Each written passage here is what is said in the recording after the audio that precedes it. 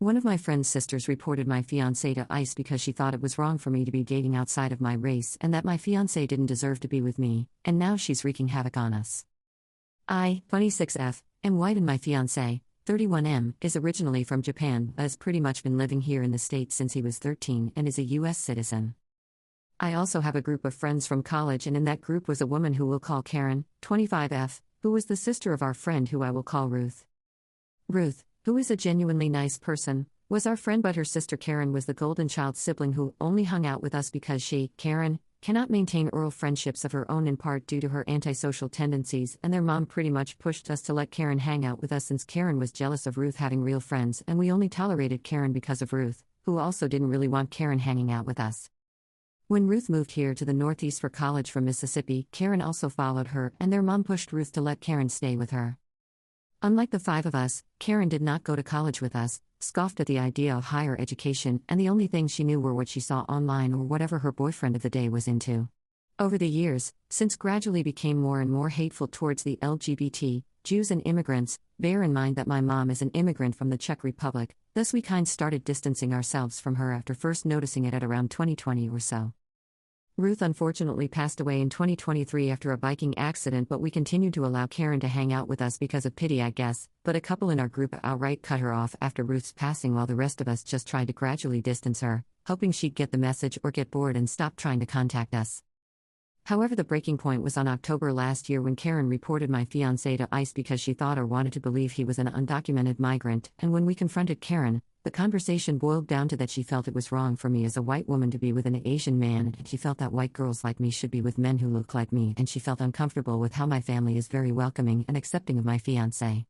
I come from a very liberal, upper-middle-class family, and we'd often take my fiancé out with us on family outings, be it at our family's vacation home in Lake Champlain or sailing to Block Island on my grandpa's yacht.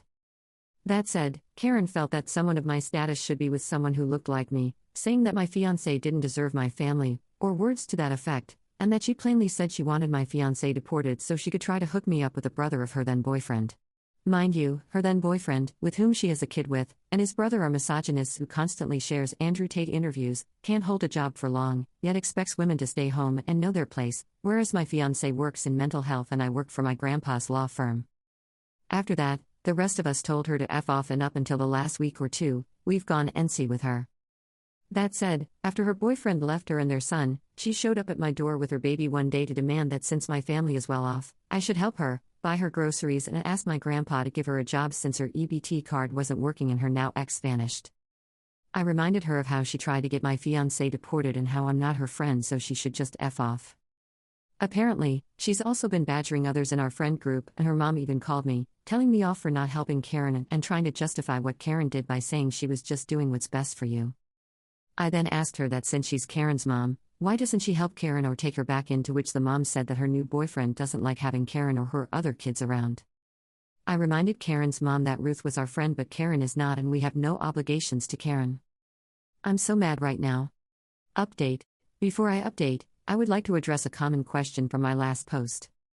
Why did we tolerate Karen for as long as we did? We were friends with her older sister Ruth, who went to college with us. Ruth was the kindest and nicest person most people would ever meet, but Karen, despite not going to college herself, traveled up here to the Northeast following Ruth because their hometown was boring. Basically, their mom wouldn't allow Ruth to have friends unless Karen was included, as Karen can't seem to maintain friendships or relationships of her own. Ruth unfortunately had trouble saying no to her controlling and manipulative mom, hence we tolerated Karen so we could continue having Ruth hang out with us. After Ruth passed away, we only tolerated Karen for a few more months, mostly out of pity, but even then, we were already trying to distance her from us by organizing get-togethers that didn't include Karen, not engaging Karen in conversation whenever possible, and basically hoping she got bored of us and would leave on her own. That didn't work, and admittedly, it was too passive. Also, I have no idea how EBT cards even work, hence I assumed it not working had something to do with the government. Now to the update. For this Valentine's Day weekend, my fiancé and I drove up here to my grandpa's vacation home in Lake Champlain for a few days of relaxing, hot cocoa, chill, and Netflix. Yesterday, my friends, who I will call Chantel and Kate, called me to say that Karen came back and knocking on Kate's door, demanding that we let Karen back into our friend group and support her, as well as demanding to speak with me and Luna. This time Karen came along with her mom, son, stepdad, and two stepbrothers, who decided to drive up all the way from Mississippi for this. Chantel and Kate told Karen that we don't want anything to do with her, as well as mentioning that Luna and I were away and not in town. They got into an argument with Karen and her family, with Karen's mom apparently calling Kate Kamala in a mocking tone. Note that Kate is mixed race as her mom is black and her dad being white, with Karen's mom telling them that since we were friends with Ruth, we for some reason need to do what she, Karen's mom, says and need to support Karen and her child.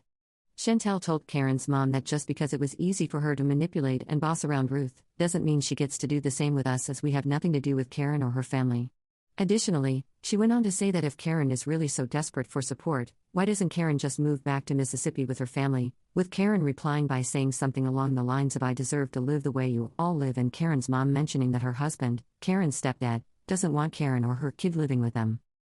When Karen's stepbrother, upon noticing security cameras in Kate's house, started trying to rip out her doorbell camera, followed by Karen and her family running off when Kate's dad finally called 911.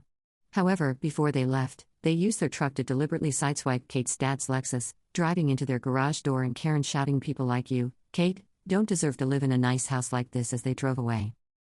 Given the gravity of the situation, I did notify my parents of what happened and that Karen and her family may try to come over to our home, as well as warning Luna as well. I also called the police back in my hometown on the non-emergency line of the incident at Kate's home, and that they, Karen's family, may try to come over again to my home, but thankfully they haven't done so yet. In turn, Kate and Chantel have also given statements to the police as well.